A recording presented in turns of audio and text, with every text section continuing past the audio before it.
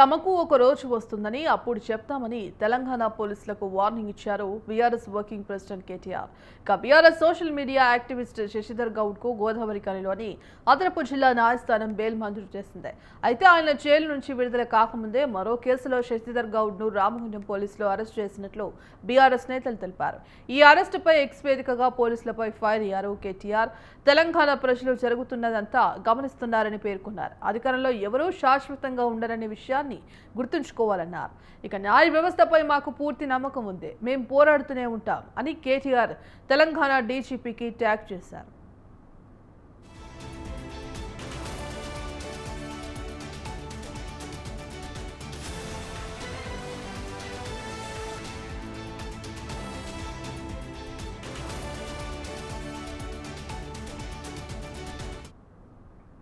ప్రభుత్వానికి వ్యతిరేకంగా తన ఎక్స్ ఖాతాలో బీఆర్ఎస్ చేసిన ట్వీట్ ను రీట్వీట్ చేయడంతో శశిధర్ పై కరీంనగర్, గోదావరి ఖని, రామగుండం, హైదరాబాద్ లో 5 వేర్వేరు కేసులను నమోదు చేశారు.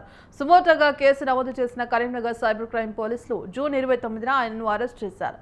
అయితే అధికార పార్టీ ఒత్తిడి మేరకు పోలీసులు అత్యుత్సాహంతో శశిధర్ గౌడ్ ను అక్రమంగా అరెస్ట్ చేశారని బీఆర్ఎస్ నేతలు ఆరోపిస్తున్నారు.